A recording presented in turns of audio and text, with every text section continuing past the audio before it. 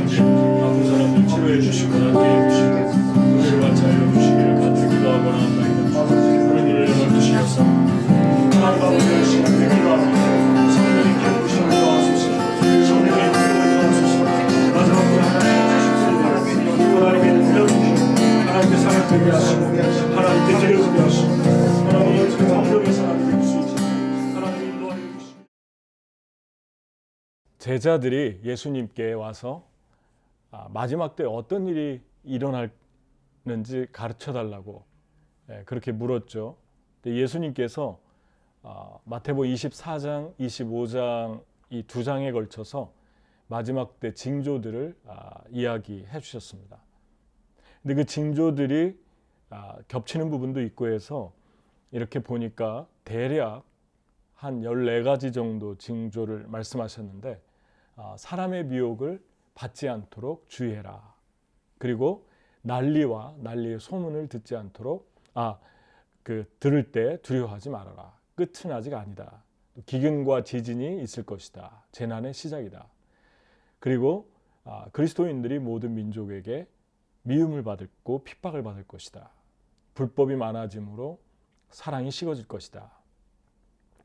그러나 끝까지 견디면 구원을 받을 것이다. 또 거짓 그리스도들과 거짓 선지자들이 일어나 큰 표적과 기사를 행해서 택한 자를 미혹할 것이다. 또 땅의 모든 족속들이 통곡하고 예수님이 큰 능력과 영광으로 구름을 타고 오는 것을 보게 될 것이다.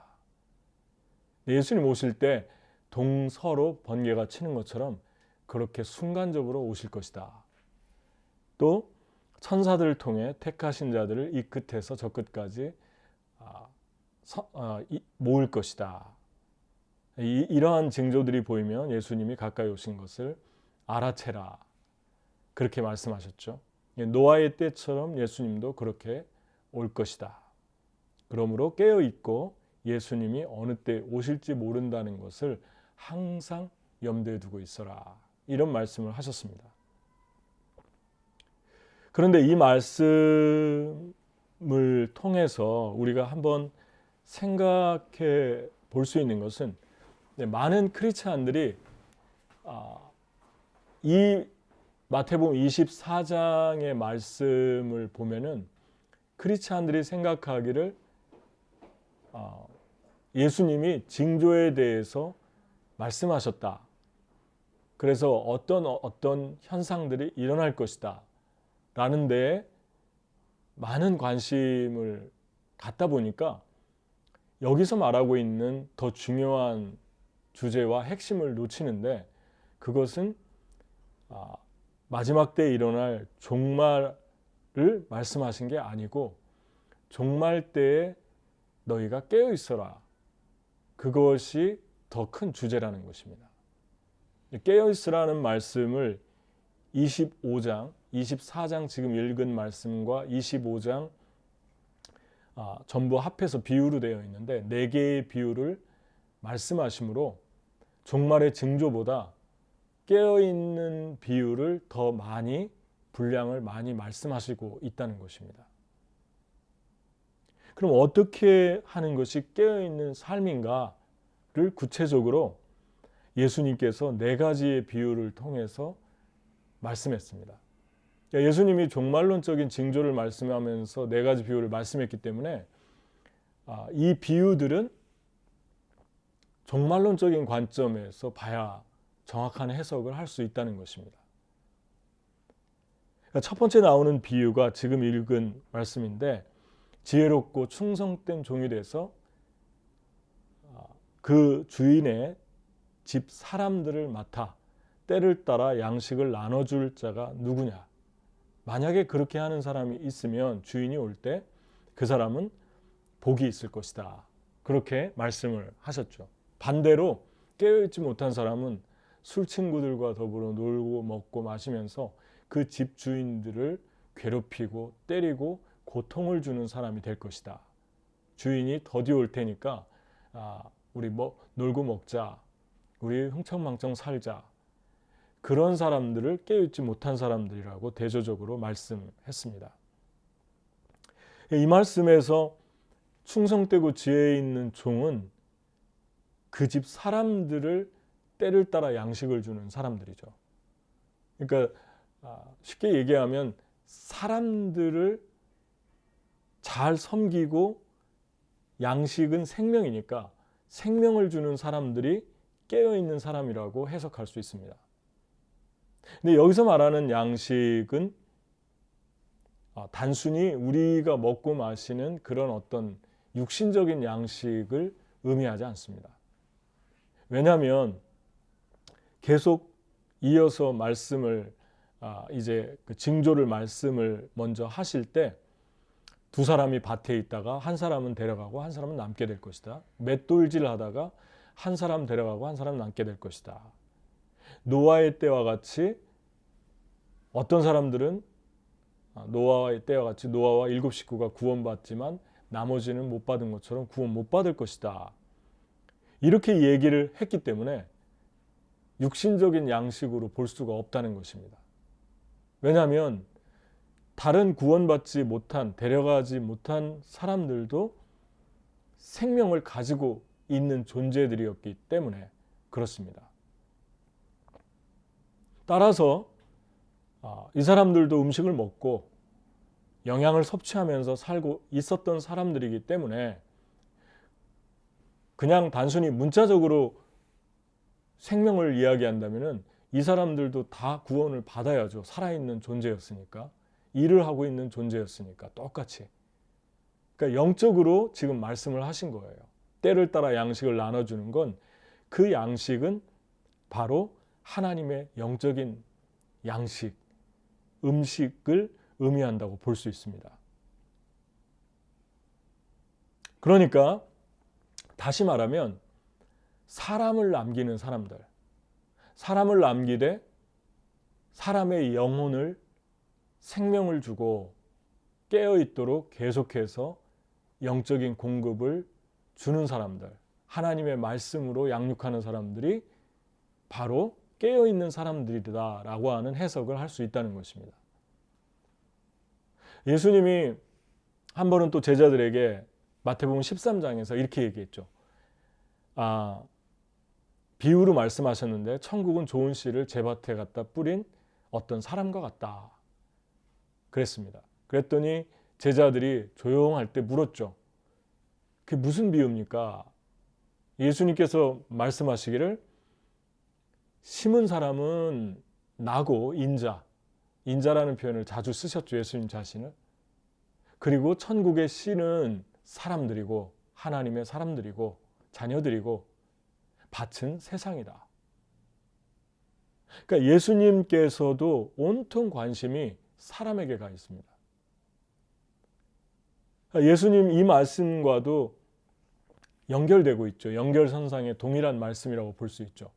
예수님께서 사람들을 계속해서 세상에 심어가고 그들을 세우고 그들을 통해서 또 다른 사람들을 또 심고 그런 일을 계속 하셨습니다.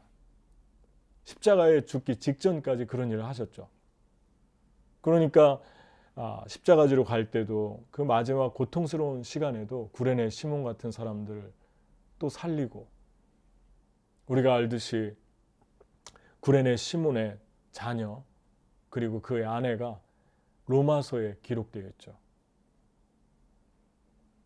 그 바울이 안부를 전하면서 이제 구레네 시몬의 아들에게 문안하는 그 내용이 나와 있는 것을 보게 됩니다. 결국 구레네 시몬이 그냥 진 것 같아도 그의 가정이 구원을 받고 영향력 있는 지도자가 되어 있었다는 것을 우리가 볼 수 있습니다.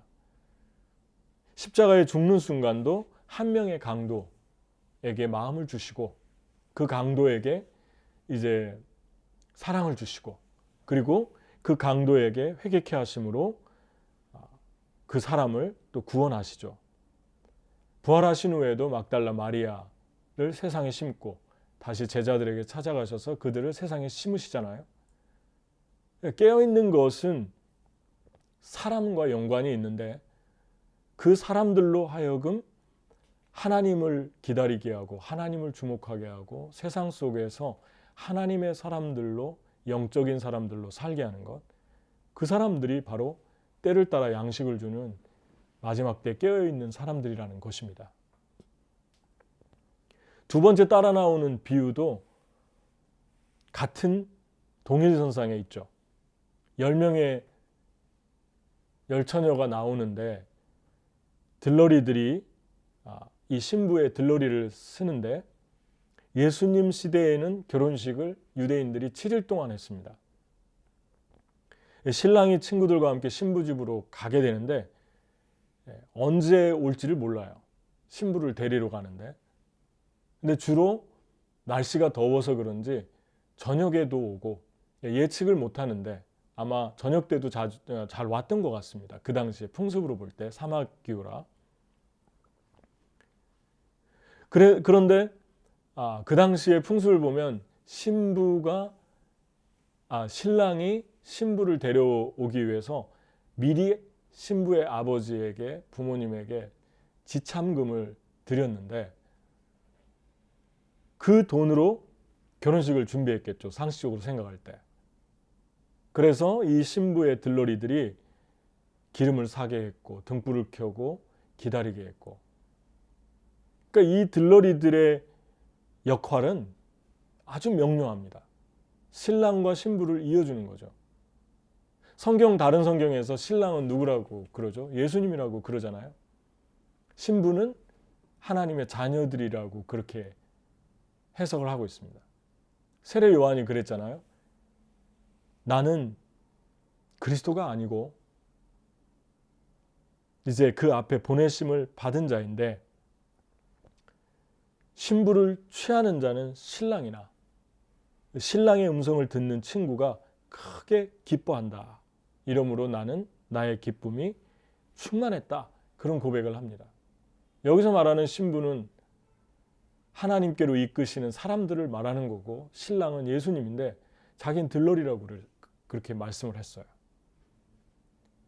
따라서 깨어있는 사람의 전형을 보여주죠. 두 번째 비유에서도 사람을 예수님께 인도하는, 사람을 살리는 사람과 연관성을 가지고 있습니다. 그러니까 마지막 때 깨어있는 사람은 사람을 살리고 그 사람들을 예수님께로 더 가까이 이끄는 그런 사람들임을 말씀을 하고 있습니다. 달란트는 뭘까? 여러분 생각해 보셨습니까?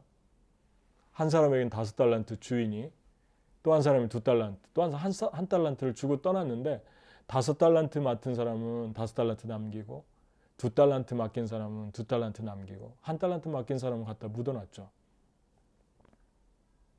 그러면 그 5달란트, 2달란트, 1달란트, 달란트는 그때 화폐 가치 아주 큰 돈이라고 의미를 합니다. 문자적으로는. 근데 이 달란트를 무엇을 의미할까? 그거에 대해서 묵상을 해봤을 때 주인의 칭찬을 주목해 보면 알 수 있죠.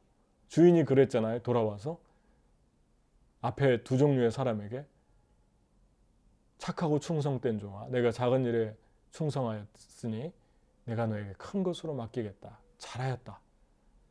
그리고 내 주인의 즐거움에 참여해라. 주인이 칭찬한 것이 얼마 남기고 금액적인 것이 아니었고 그들의 인격과 신실함을 칭찬했어요. 착하다라고 하는 표현은 나와 사람과의 관계에 쓰는 용어잖아요. 다시 말하지만 그러니까 사람을 착하다고 할 때 저 사람 참 착해 할 때 저 사람 참 인격이 좋은 사람이야. 사람과의 관계에서 착하다는 말을 씁니다. 충성스럽다는 말은 주로 신실하다, faithfulness를 쓰는데 faith와 fulness가 결합되어 있죠. 믿음이 full하다, 충만하다. 원어와도 거의 똑같습니다. 피스티스라는 단어가 믿음인데 다른 의미를 또 하나 가지고 있어요. 충성이라는 거. 그러니까 영어와 원어가 똑같아요. 다시 말하면 충성스러운 것은 하나님과 페이스적인 것으로 연결되어 있습니다. 착한데 충성스럽지 않으면 그 사람 악할 수 있어요. 그 착함을 가지고 딴 거 할 수 있거든요. 그러니까 착한데 하나님을 바라보고 믿음이 충만한 사람들은 계속 자기를 비웁니다. 자기를 부인합니다. 그러니까 사람들이 좋아하게 되는 거예요. 착한데 자기가 강한 사람들은 왠지 거부감이 가지 않습니까? 근데 착한데 계속 하나님께로 사람들을 시선을 몰고 가는 사람들을 우리는 faithfulness, 충성스러운 사람이다, 성실한 사람이다, 그렇게 표현합니다. 착한 것은 사람의 관계, 충성스러운 건 하나님과 관계라고 우리가 해석할 수 있는데, 이것은 인격적인 걸 말하고 하나님과 나와의 관계를 말합니다. 다시 말하면요, 이 종들은 달란트를 남겼다고 그랬는데 무슨 달란트를 남긴 것입니까? 사람을 남긴 거예요. 착했기 때문에 하나님을 의지해서 페이스풀하게, 충성스럽게. 결국 달란트도 사람입니다. 그리고 마지막에 양들이 너희가 배고플 때, 내가 배고플 때, 옥에 갇혔을 때, 헐벗었을 때, 굶주렸을 때 나를 도와줬지 않았느냐, 나를 찾아오지 않았느냐, 나에게 물을 주지 않았느냐. 전부 사람 이야기입니다. 지극히 작은 한 사람에게 한 것이 나에게 한 것이다. 결국 깨어있는다라고 하는 것은 이 네 가지의 비유가 종말론적인 관점에서 마지막 때 우리가 어떻게 살아야 되냐를 보여주는데, 사람을 세상의 예수님처럼 심는 사람으로 살아야 된다는 것입니다. 아멘. 사람을 살리고 말씀으로 사람을 먹이고 그 사람을 일으키고, 이것이 깨어있는 삶입니다. 최근에 페이스북 창시자 그 회장인 저커버그가 직원들에게 $1,000을 보너스를 줬죠. 저희 딸이 얼마 전에, 제가 최근에 기사를 봤는데 이미 저희 딸이 페이스북 다니는데, 아빠 우리 팀은 조금 실적이 부진해서 걱정했는데 모든 팀들을 그냥 똑같이 평점을 내가지고 똑같은 보너스를 줬다는 거예요. 코로나 때문에. 그래서 그걸 영어로 exceed expectation, 그래서 아주 잘했다, 그런 등급을 다 줬다는 거예요. 똑같이. 그 회사에서 쓰는 용어 같아요. exceed expectation. 근데 그 말을 하면서 아주 기뻐하는 걸 봤어요. 딸이. 너무 기쁘고 행복하다고. $1,000에.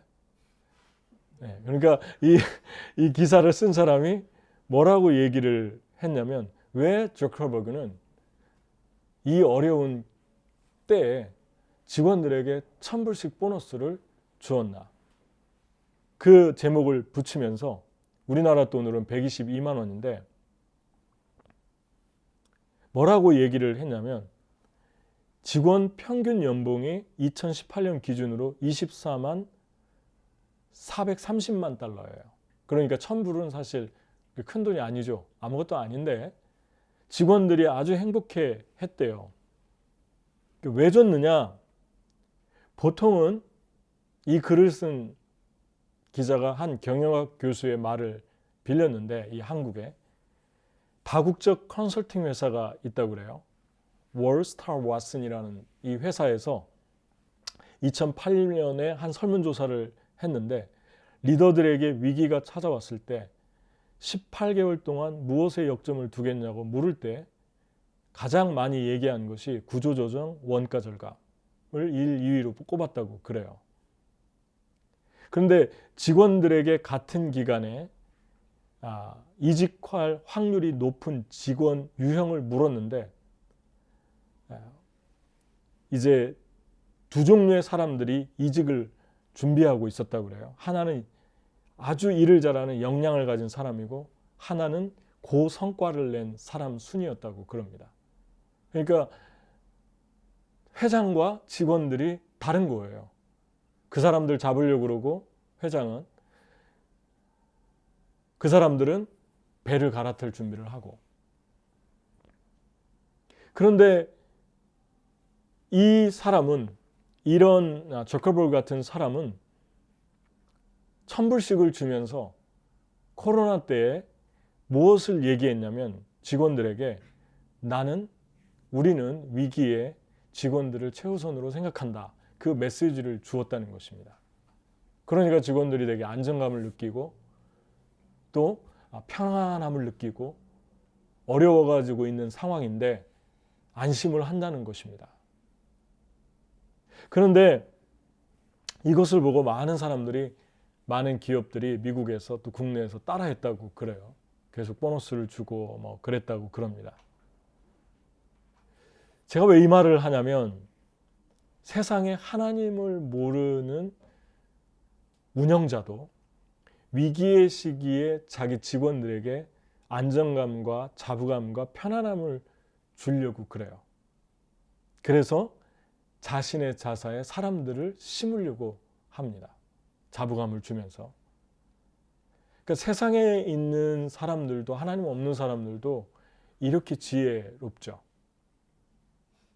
근데 하물며 하나님을 믿는, 하나님을 사랑하고 하나님의 생명을 가지고 있고 하나님 말씀을 가지고 있는 아주 고귀한 우리가 지금 코로나가 번져가지고 많은 사람들이 불안해하고 두려워하는데 우리는 과연 어떻게 반응하고 있는가?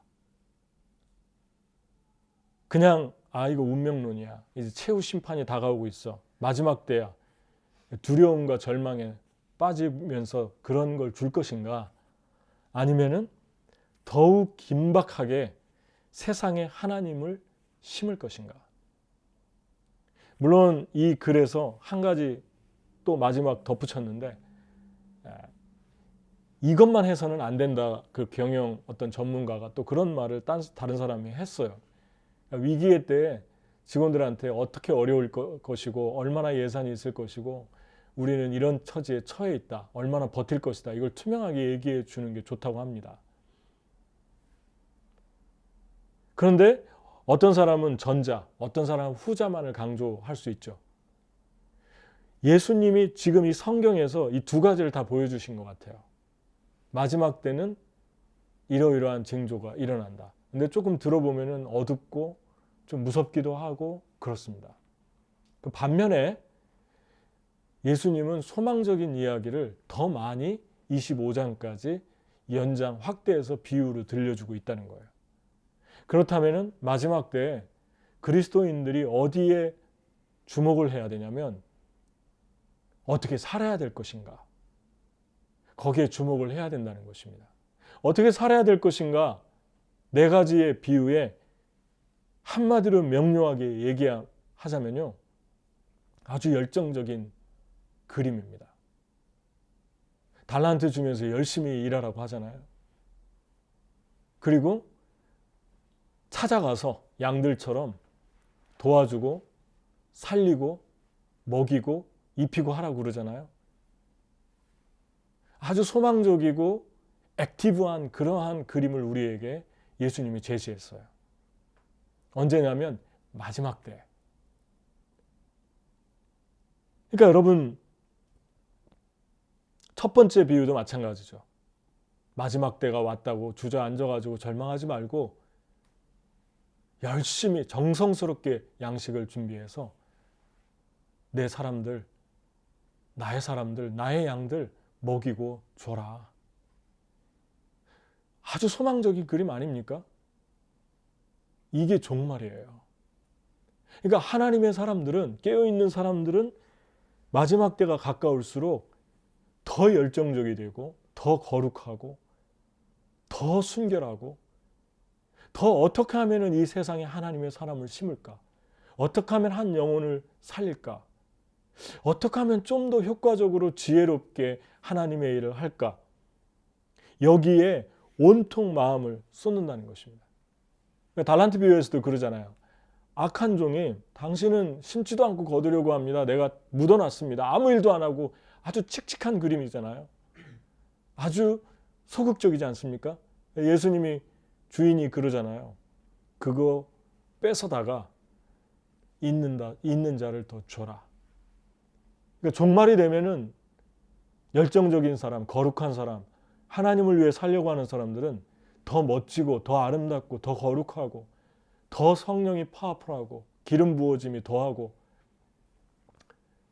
갑절의 은혜가 임하고 이런 일들이 일어나는데 없는 분들은 원망하고 불평하고 주저앉고 운명론에 빠지고 절망하는 사람들은 점점 더 잃게 될 것이라는 것을 말씀하고 있습니다. 지금까지 일어났던 모든 이단들의 특색이 종말론을 강조하는데 그 종말론의 특성을 보십시오. 성경적입니까? 전혀 성경적이지 않아요. 흰옷 입고 기다리자에서 한 곳에 모여가지고 그냥 흰옷 입고 기다리고 그러잖아요. 진짜 애들 학교 못 보내게 하고. 더 가르쳐야죠. 더 애들을 준비시켜야죠. 더 사람들을 심을 수 있도록, 더 역량을 발휘할 수 있도록 그런 웨폰으로. 그래서 그러잖아요. 너희 자녀들은 장사의 수중에 잡힌 화살 같으니 그 화살이, 그 화살통, 전통에 가득한 자는 뭐라고 그랬죠? 복이 있도다. 자녀들을 뭐라고 얘기합니까? 무기라고 얘기하잖아요. 너희가 활시위를 당겨서 쏘는 대로 나갈 것이다. 우리가 기르는, 집에서 기르는 우리 자녀들, 또 우리의 영적인 자녀들을 그렇게 준비시키고 그렇게 훈련시키고 그렇게 해서 예수님처럼 세상의 밭 한 중심부에 심어야 되잖아요.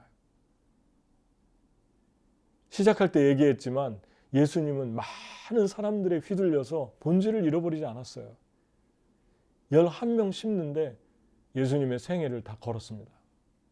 그리고 그 11명이 세상 한복판에서 온 세상에 끼친 그 영향력은 상상을 초월했어요. 그게 한 사람을 세상에 심는, 영적인 사람을, 말씀의 사람을 심는 것의 파워입니다. 여러분, 참 미국이 안타까워요. 미국이 가장 먼저 이 코로나가 일어났을 때 한 일이 뭡니까? 줄을 서서 무기를 샀어요. 총을 샀어요. 이 크리스찬 국가에서 휴지가 동나가지고 없다는 거예요. 진짜 그로세리 그 마켓에 가면 없다는 거예요. 먹을 것도 없고 식료품도 없고 휴지는 뭐 세니타이저 아무것도 없고 남아있는 게 없대요. 텅텅 비고. 그 안에 두려움이 있지 않습니까? 깊은 공포가 있잖아요. 그러니까 위협적이고 누군가를 향해서 너무 오버해서 겁을 주고 하는 사람들의 내면에는 그토록 큰 두려움이 존재하고 있는 거라고 볼 수 있습니다. 무기를 왜 삽니까? 두려우니까 사는 거예요. 아침에 일어나자마자 인도에 있는 미국 선교사, 인도 분하고 결혼해가지고 오랜 세월 인도에서 살고 있는데 저에게 영어를 가르쳐준 분이기도 해요. 20년 전에. 근데 그분에게 기도 편지가 왔는데 공교롭게도 지금 이 일들이 터지기 전에 계획을 잡고 표를 사서 자기는 미국으로 왔는데 남편은 비자가 안 돼서 남아있는데 그 남편이 사는 코임베토르, 영어 발음으로 그 지역에 이 모디라고 하는 총리, 인도의 제일 높은 그 대통령이 락다운을 선포했는데 3월 25일부터 4월 14일까지 21일 동안 선포했는데 선포한 첫날에 자기 남편이 사는 그 지역에 경찰들이 도로를 폐쇄하고 배달하는 사람들을 잡아서 때리고 가두고 위협하고 운송하는 차량을 다 세우고 그냥 아수라장이 됐다는 거예요. 정부에서는 제대로 가이드를 못 주고 갑자기 평화스러웠던 마을들이 아수라장이 되고 계속 연이어서 델리에서는 어떤 일이 일어났냐면 수천만 명의 지방에서 올라온 노동자들이 락다운이 되니까 집으로 돌아가겠다고 줄을 섰는데 셀 수 없는 사람들이 줄을 서가지고 아비규환이 된 거예요. 오히려 더 감염이 이제 위험해지는데 감염자가 조금 늘어나니까 질서가 완전히 무너지면서 갑자기 평화롭던 상황들이 완전히 그냥 아비규환이 되고 말았습니다. 그러면서 기도해달라고 보내왔어요. 두려움이 가득합니다. 최근에 또 며칠 전에 미국 버지니아에 계신 우리 YM 간사님이 글을 하나 보내줬는데 한국 간호사가 쓴 글이에요. 뉴욕에서 10년 동안 간호사로 일했는데 이분이 지금 뉴욕의 상황을 얘기를 해준 거예요. 자기는 수술실에서 간호사로 일했는데 수술실을 전부 코로나 중환자, 수술 중환자실을 전부 코로나 환자로 다 대체해서 바꿨고 거기에서 일을 하는데 마스크 한 장 나눠주고 일을 한다는 거예요. 집에 오면은 샤워를 하고 아이가 와서 6살짜리 아이가 와서 안기려고 해도 못 오게 하고 뽀뽀도 못하게 하고 샤워하고 옷 갈아입고 마스크까지 쓰고 왜냐하면 엄마가 감염될 수 있다라고 애기한테 얘기하고 그러면서 알아듣게 얘기를 했대요. 이제 우리 뽀뽀도 못하고 잠도 같이 못 자고 다른 방에서 자야 되고 그걸 설명을 하니까 애도 울고 엄마도 울고 다른 화장실을 쓰고 다른 방을 쓰고 다른 식기를 쓰고 모든 걸 다 다르게 한답니다. 이미 의사들과 간호사들이 너무 많이 감염됐고 질서가 없고 무너져가는 이 현장의 모습을 우리가 보게 됩니다. 이 속에서 정말 안타까운 거는 지도자예요. 정말 영적이고 시대를 분별하는 그런 지도자가 얼마나 안타깝게 그리운지 사람들을 안심시키고 대처하게 하고 빠르게 문제를 해결해 갈 수 있는 그런 신실한 하나님께 기도하면서 상황들을 먼저 읽고 미리 사람들에게 어느 길로 향할지를 알고 공급해주는 그런 지도자가 필요한데 지금 그런 지도자가 보이질 않습니다. 그나마 뉴욕 주지사가 쿠오모라는 사람이 그래도 최선을 다하는 모습이 있는데 그 모습이 좋았는지 사람들이 많이 칭찬을 하고 있는 것 같아요. 여러분, 이 모든 상황들의 공통점이 무엇입니까? 두려움과 공포죠. 그 두려움과 공포가 올 때 여러분과 저는 무엇을 해야 될까?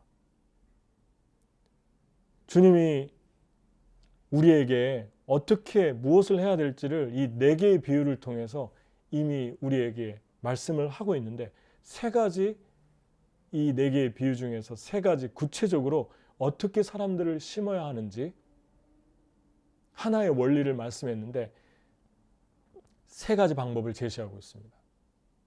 그 방법이 뭐냐면 첫 번째, 삶의 현장을 교회로 만들으라는 것입니다. 마태복음 24장 14절에 이 천국 복음이 모든 민족에게 증언되기 위하여 온 세상에 전파되리니 그제야 끝이 올 것이다 그랬습니다.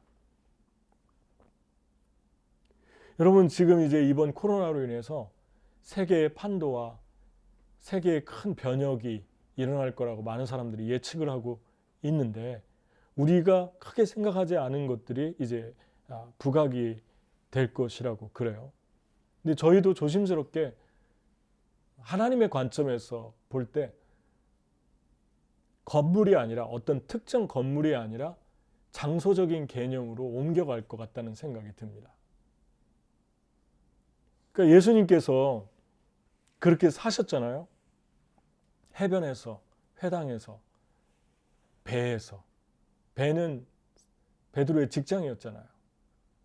말씀을 전했고 모여든 사람에게 예배하게 했고 그러한 어떤 특정한 건물적인 건물을 찾아가는 그러한 그 풍습에서 예수님은 모든 삶의 현장, 모든 any place, 장소를 하나님의 거룩한 교회로 체인지 시켰어요. 다 바꿨어요. 그래서 현장에서 예배를 드렸던 예수님의 모습을 우리가 보게 됩니다.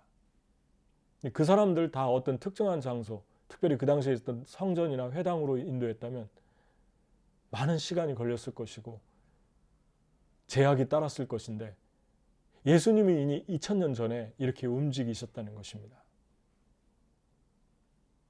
따라서 베드로와 바울도 사도행전에 보면 그렇게 살았습니다. 가정집을 찾아가서 예배했고, 바울은 에베소에 가서 12명을 만났는데 성령 세례를 못 받아서 기도해가지고 성령 세례를 주고, 석 달 동안 복음을 전했는데, 회당에 들어가 복음을 전하는데 사람들이 하도 비난을 하니까 그들을 따로 두란노라는 사람이 세운 서원 강의실에 빌려가지고 그 강의실에서 2년 동안 그 12명을 따로 가르쳤는데 두 가지 결과가 나타났죠. 아시아에 있는 모든 사람들이 복음을 들었고, 두 번째는 마수라는, 에베소는 유명한 아데미 신전이 있잖아요. 마수라는 그 우상 숭배자들이 마술책을 다 태워가지고 돈을 계산해 보니까 은 5만인데 노동자가 150년 이상을 일해야만 벌 수 있는 그러한 어마어마한 금액을 그냥 다 태워버리는 엄청난 부흥이 일어났는데, 그 부흥 이전에 바울이 소수의 사람들을 집중해서 조그마한 강의실에서, 아마 이런 강의실이지 않았나 저는 그런 생각이 들어요. 그렇게 사람을 준비시켰던 것을 우리가 보게 됩니다. 여러분, 주님이 우리에게 어떻게 사람 세워야 될까? 이제는 건물의 개념이 아니라, 어떤 특정 건물의 개념이 아니라 삶의 장소를, 모든 장소를 활용하라는 것입니다.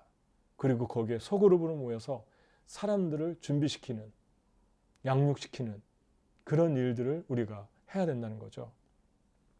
여러분, 얼마나 이게 성경적입니까? 낮에는 일터로 사용하고 이렇게 주말에 비워가지고 예배 드릴 수 있도록 내주고, 이미 복음서에 기록되어 있는 거 아니에요? 베드로 배가 저녁에는 고깃배로 사용됐고 아침에는 예수님이 말씀 전하는 교회로 바뀌어졌잖아요. 이런 일들이 더 많이 일어나야 됩니다. 그래서 제가 매주마다 직장에서, 가정에서, 어느 곳에든 예배하자고, 그렇게 제가 제의를 먼저 했습니다. 그런 의미를 부각시키고 싶어가지고, 우리가 뉴욕에서 센트럴파크에서 예배했잖아요. 문 닫혀가지고 학교 못 들어가고 학교 빌려서 예배하고, 모든 플레이스, 모든 장소를, 저녁에 예배하는데 깜깜해가지고 아무도 안 보이는데 설교 원고도 안 보이고 사람 얼굴도 안 보이고, 얼마나 담대해지는지 안 보이니까 도시를 향해 손을 뻗고 기도하고, 성경적이지 않아요? 복음서이지 않습니까? 두 번째, 온 열방에 하나님의 사람들을 심어야 합니다. 4개의 비유를 생각해 보면은 특별히 장소적인 개념이 부각되는데, 거래하던, 장사하던, 달란트 장사하던 장소, 그리고 아픈 사람, 병든 사람이 있는 장소, 그리고 주인이 준 집, 전부 다 동원해서 사람을 심는 것에 초점을 맞춥니다. 특별히 집의 개념을 우리가 좀 여기에서는 생각해 봤으면 좋겠는데, 예수님은 참 집을 많이 찾아갔어요. 여기도 하나의 집이라고 볼 수 있는데, 뭐 시몬의 집, 삭개오의 집, 마르다의 집, 또 베드로 장로의 집, 바울은 루디아를 만나서 루디아의 집을 오픈해가지고 선교 장소로 들이잖아요. 베드로도 집들을 찾아가면서 말씀을 전합니다. 오순절 성령 받았던 장소가 마가의 다락방이잖아요. 집이잖아요. 마가의 집이었어요. 이러한 집들을 사용해서 하나님의 사람들을 세우는데 최선을 다해서 동원해야 된다는 것입니다. 하박국 2장 14절이 종말론적인 관점에서 쓰여졌는데요. 하박국이 왜 이렇게 1장, 3장으로 되어 있는데 1장에 왜 이렇게 악인은 잘 되고 선하고 의로운 사람들은 이렇게 힘듭니까? 라고 하나님께 불평을 토로했는데, 2장에서 주님이 응답하시죠. 내가 심판을 할 것이다. 종말론 때 이런 심판을 할 것이다. 그러면서 주신 말씀이 하박국 2장 14절, 대저 물이 바다를 덮음같이 여호와의 영광을 인정하는 것이 세상에 가득하게 될 것이다. 그랬습니다. 여기서 주목해야 될 단어 중에 하나가 for the earth 그랬습니다. 그러니까 온 땅에, 온 열방에 여호와를 아는 지식으로 충만하게 될 것이다. 하나님을 인정하게 될 것이다. 하나님께서 저와 여러분을 통해서 이 일들을 이루고 싶어 하십니다. 그래서 제자들을 양육해서 보내신 거죠. 그리고 그러시면서 하는 말이 보라 그의 마음은 교만하며 그 속에서 정직하지 못하나 의인은 그의 믿음으로 말미암아 살리라. 하박국 2장 4절을 말씀했습니다. 그러니까 여러분 마지막 때가 올 때 다시 한번 또 얘기하는데 여러분과 제가 관심을 가져야 될 것 중에 하나가 열방입니다. 열방. 온 세계의 사람들. 우리가 이번 일을 통해서 보잖아요. 온 세계에 하나로 이어져 있다는 걸. 14세기 중반에 일어났던 유럽의 흑사병으로 인구의 3분의 1이 죽었는데 거의 1억이 죽었는데 그때는 이렇게 서로가 왕래가 어려워가지고 무슨 일이 일어나나 잘 몰랐어요. 그리고 전염도 잘 안 됐죠. 유럽에서 끝났죠. 지금은 온 세계가 다 하나로 돼가지고 금방 전염이 되고 어떤 일이 일어나나 그냥 실시간으로 다 우리가 보고 듣고 있잖아요. 그러니까 국경이 의미가 없는 그런 세대 속에 살아가고 있습니다. 저도 토요일 날 아침에 저희 아내와 함께 저희 리더인 분이 콜로라도에 지금 홍콩의 내셔널 디렉터인데 중앙아시아와 또 동북아시아와 동남아시아 이런 모든 선교사들을 이제 관리하는 디렉터인데 그분이 이제 저희가 한국에 이렇게 스탁돼 있으니까 화상으로 채팅하자고 이렇게 줌을 처음 저도 써봤는데 그냥 정말 옆에 있는 것처럼 이렇게 얘기하면서 대화하고 기도하고 격려하고 위로하는 그런 시간들을 가졌어요. 그러면서 어떤 생각을 했냐면 물론 이미 오래전에 이런 화상들이 스카이프도 나오고 뭐 다 나오고 있지만 그렇게 여러분도 일을 하고 있다고 믿어요. 신천지 이단들이 줌을 사용했다고 그러잖아요. 추수꾼들이라고 하는데 좋은 거를 정말 다 가져가서 사용해요. 이 추수꾼 얼마나 좋은 용어입니까, 여러분? 마지막 때 추수꾼. 이것들이 다 이분들이 다 가져가서 저희도 집화장을 순장으로 바꾼 이유가 이분들이 집화장을 너무 황당해서 한 번은 그러는 거예요. 목사님 신천지에서 집화장을 쓰는데 우리 교회 이단으로 생각할 것 같아서 걱정된다고. 그래서 얼른 바꿨어요. 제가 순장으로. 그러니까 여러분 줌을 가지고 특별히 훈련된 추수꾼들하고 은밀하게 그걸 통해서 양육을 해왔다는 거예요. 이미. 그러니까 얼마나 영악합니까? 그러니까 여러분과 제가 집에서 이런 사무실에서 얼마든지 여러분 일할 때 쓰는 것처럼 화상을 가지고 줌이나 뭐 다른 스카이프나 다른 어떤 방법을 통해서 얼마든지 세계 열방의 사람들을 심고 세워갈 수 있다는 거예요. 제가 한국에 와가지고 공교롭게 몇 번 스타벅스에서 길거리 걸어가다가 한 서너 번에 걸쳐서 제가 들으려고 의도적으로 한 게 아니라 그냥 너무 이렇게 사람들이 많지 않습니까? 이게 그냥 저절로 들리는 거예요. 말하는 게. 얘기하는 게. 자꾸 안 들으려고 그래도. 스쳐 지나가는 얘기가 몇 번 똑같은 얘기를 들었는데 요즘에 넷플릭스 자가격리하고 있는데 집에서 근무하는데 넷플릭스를 본대요. 넷플릭스를 보는데 킹덤이라는 영화를 본대요. 요즘에 세계적으로 유명해진 영화인데 저는 안 봤고 안 볼 거고 관심 없는데 내용은 알아요. 좀비 영화잖아요. 그죠? 아닌가요? 그런 영화잖아요. 네. 여러분 코로나 나오기 전에 이 세상이 왜 이렇게 좀비 영화를 좋아하는지 나는 그런 걸 보는 사람들을 보면서 정말 걱정됐어요. 진짜 저렇게 되면 어떡하려고. 왜 자꾸 저런 걸 만들어내지? 저걸 만들어서 보면은 사람들이 되게 공포스러워질 텐데, 두려워질 텐데. 넷플릭스가 여러분 얼마나 영악합니까? 지금 모든 이 플랫폼 4대 제국이라는 책을 저도 읽어봤는데, 뉴욕대 교수가 쓴 이 플랫폼, 페이스북, 구글, 아마존, 또 이 넷플릭스, 이런 사람들은 다 이게 수익이 증가했대요. 왜 그렇습니까? 안방을 차지하고 들어왔거든요. 집으로 깊숙이. 사람들이 힘들고 어렵고 외로우니까 자꾸 이런 거를 보는 거예요. 근데 이것이 얼마나 큰 사단의 영악한 짓인지를 우리가 분별해야 됩니다. 두려움과 공포를 심어주잖아요. 근데 이 두려움과 공포가 언제 나타납니까? 이런 거 터졌을 때 나타나는 거예요. 현실과 내가 보고 먹은 것을 혼동하기 시작합니다. 그러니까 가서 총 사는 거예요. 그러니까 가서 마켓에 가가지고 그냥 싹쓸이 쇼핑을 하는 거예요. 다른 사람 생각하지도 못하고, 너무 두려우니까, 너무 공포스러우니까. 이미 사단이 이미 진을 다 치고 있잖아요. 저와 여러분은 어떻게 살아야 됩니까? 한번 생각해 봅시다.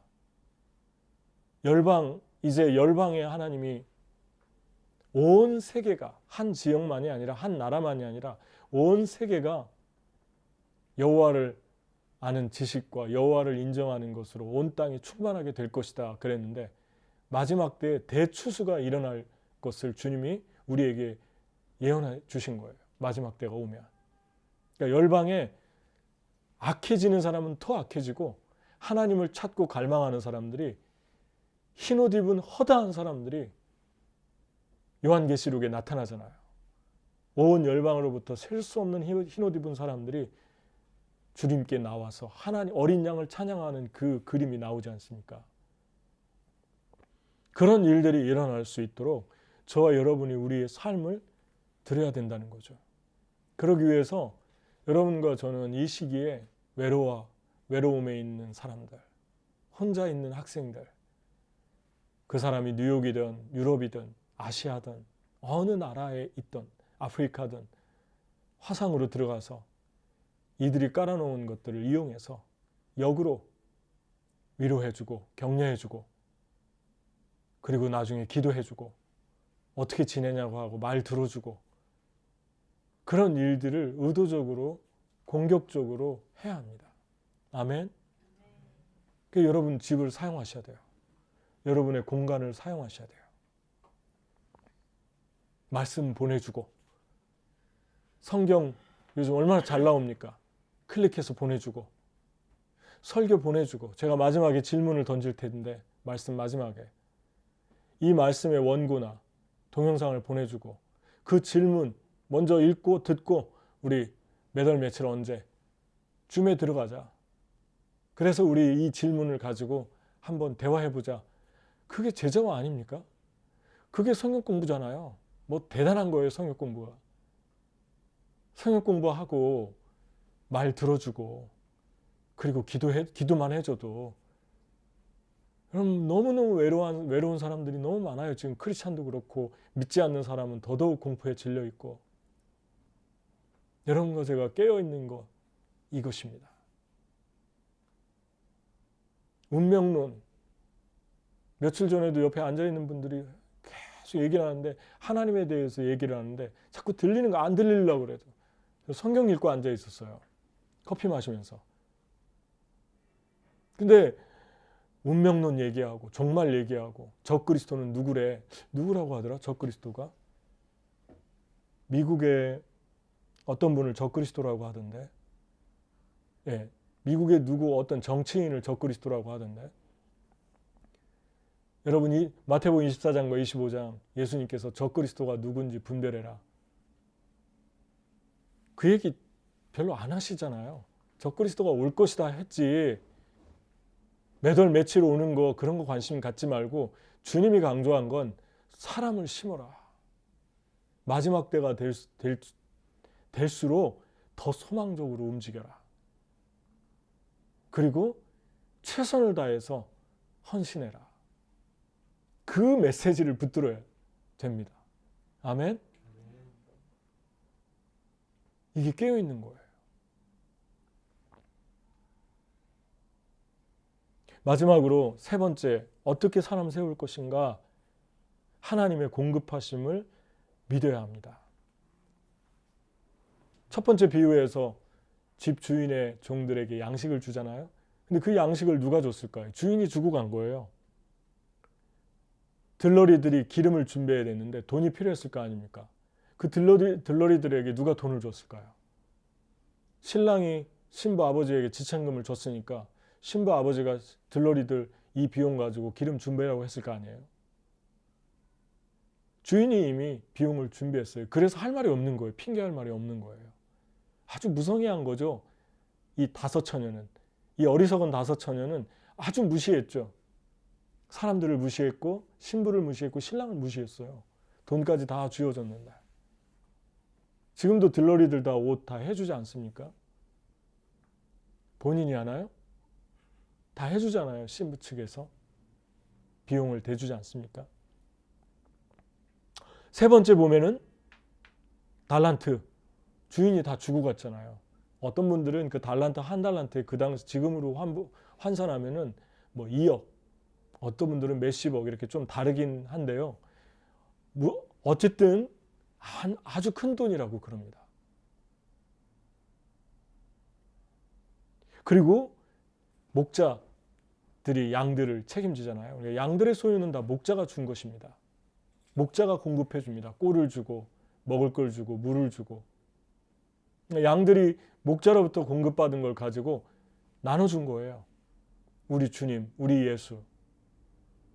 다시 말하면 하나님이 공급해 주니까, 하나님이 우리가 사람을 세우기 위해서 살면 모든 걸 지원해 주니까 거기까지 가라는 것입니다.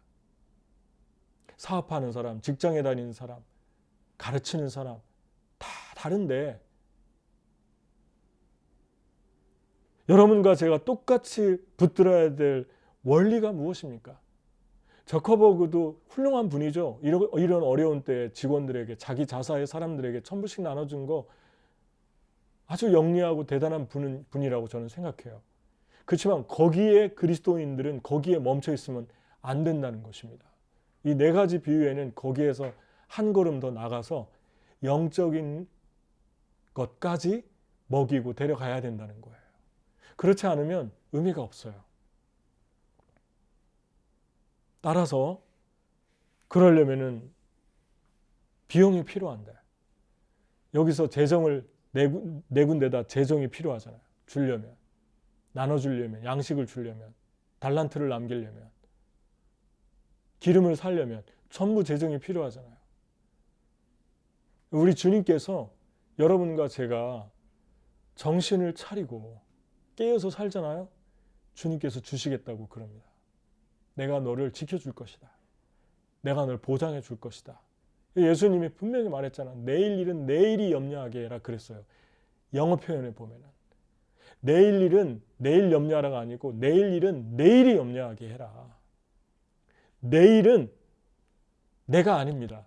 내일 일은 내일이 염려하게 하라는 것은요. 내일 일은 내일의 주인이 염려하게 하라. 그겁니다. 내일은, 내일이라고 하는 것은 우리의 날이 아니에요. 주님께 속한 날이에요.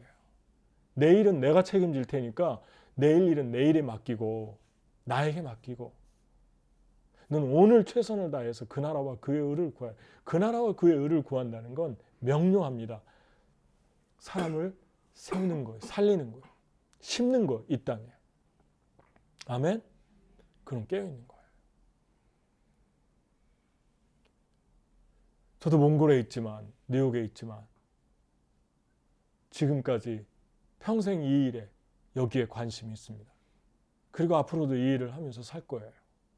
몽골 사람들 뿐만이 아니라, 뉴욕 사람들 뿐만이 아니라, 우린 그렇게 살았잖아요. 뉴욕에서. 뉴욕 사람들 뿐만 아니라 불쌍한 원주민 애들, 거리의 사람들, 피부가 다르고 언어가 다른 사람들. 저는 그것 때문에 언어를 공부했고 영어를 공부했고 몽골어를 공부하고. 여러분 무엇 때문에 언어를 배웁니까? 무엇 때문에 돈을 법니까? 무엇 때문에 공부합니까? 여러분 제가 얘기했잖아요. 무디가 4학년 중퇴인데 설교해가지고 말씀을 전해 수많은 사람들이 죽게 돌아오니까 시카고에서 술집과 극장과 유흥가가 다 문을 닫고 무디에게 메시지를 들으러 오니까 시기하고 질투한 한 기자가 당신이 문법을 몇 번 틀렸는지 아냐고. 한마디로 이런 무식한 사람아, 그 얘기를 한 거예요. 당신이 몇 번 틀린 줄 아냐고. 당신은 그 언어 가지고 그 지식 가지고 몇 명이나 구원했냐고 물어보지 않습니까? 그럼 담대해야 합니다. 아멘? 아니, 난 완벽하지 못하니까. 충분히 잘하면서도 그러면서 아무 일도 하지 않고 뒷짐지는 것은 뒤로 물러가 침륜에 빠지는 일이에요. 나의 의는 뒤로 물러나 침륜에 빠지는 자가 아니라 하나님의 보좌 앞에 나가는 담력을 가진 자들이다. 아멘? 주님은 뒤로 물러가서 이렇게 사는 거 원치 않아요.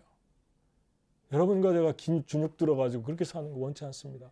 가진 거 충분히 되면 할게요. 그러지 말고 그때그때마다 병행해서 주님이 하나 주면 그거 가지고 또 남기고 2개 주면 그거 가지고 또 쓰고 남기고 계속 at the same time 동시에 이 일들을 해나가요. 하나님 나중에 할게요 하면 다 묻어놓고 썩어요. 여러분 하나님이 이렇게 얘기했어요. 고린도후서 9장 8절에 하나님이 능히 모든 은혜를 너에게 넘치게 하시나니 이는 너희로 모든 일에 항상 모든 것이 넉넉하여 모든 착한 일을 넘치게 하려 하심이라. 착한 일을 하시게 하기 위해서 매사에 너희에게 넘치게 주시겠다. 그 말씀을 약속하신 거예요. 그러니까 우리가 착한 일 계속하면 하나님 넘치게 우리에게 부어주시겠다는 거예요. 너희는 너희 착한 행실을 보고 세상 사람들이 너가 아니라 살아계신 하나님께 영광을 돌리게 하라. 그러잖아요. 착한 일이 이게 착한 일이에요. 내가 착하게 사는 걸 보고 삶 속에서 사람들이 하나님을 만나게 하는 거 이게 진짜 착한 사람들이에요. 그러면 내가 다 채워줄게. 내가 너 필요한 거 다 줄게. 그 약속을 하고 있는 것입니다. 나는 심지 않은 데서 거두고 해치지 않은 데서 모으는 줄로 내가 알았느냐. 주님이 반대로 얘기하는 거예요. 나는 심고 거두는 사람이지 주면서 받으려고 하는 사람이지 주지 않고 받은 적이 없다. 이 말씀을 하는 거예요. 여러분 주님 많은 사람들을 도움을 주십시오. 여러분이 가진 지식 그 사람들 또 배고픈 사람들 먹고 살 수 있도록 나누십시오. 여러분의 일반 전공도 나누십시오. 여러분의 가지고 있는 좋은 스킬도 나누십시오. 그러나 거기서 멈추지 마십시오. 그들이 예수님을 보고 예수님을 만나고 그분께 영광을 돌릴 그날까지 멈추지 마십시오. 그것이 착한 일입니다. 그러면 주님이 공급하실 것이다. 그렇게 약속하십니다. 마더 테레사의 기도를 나누고 싶습니다. 그리스도는 이제 몸이 없습니다. 당신의 몸 밖에는 그분에게는 손이 없습니다. 당신의 손 밖에는 그분에게는 발이 없습니다. 우리의 발 밖에는 그리스도께서는 우리의 눈을 통하여 연민 가득한 시선으로 세상을 바라보십니다. 그분은 우리의 발로 뛰어다니시며 선을 행하십니다. 그분은 지금 우리의 손으로 우리를 축복하고 계십니다. 마지막 때 깨어있는 삶이 오늘 제목인데 천국은 사람을 통해 옵니다. 지옥도 사람을 통해 옵니다. 여러분과 저는 사람을 심고 있는 사람들입니까? 그러면 깨어있는 종말의 믿음을 가진 사람들입니다. 4가지 질문하고 마치겠습니다. 첫 번째, 우린 깨어있는가? 두 번째, 우린 세상에 사람을 심고 있는가? 세 번째, 이 일을 위해 하나님이 공급해 주신 것은 무엇인가? 네 번째, 우리가 열방에 격리되어 있는 찾아내어야 할 사람은 누구인가? 이 4가지 질문을 가지고 나누는 설교를 나누고 조금 전에 얘기했지만 이 질문들을 한번 질문하면서 영상을 통해서 또 만날 수 있으면 소그룹으로 만나서 나누게 되기를 축복합니다.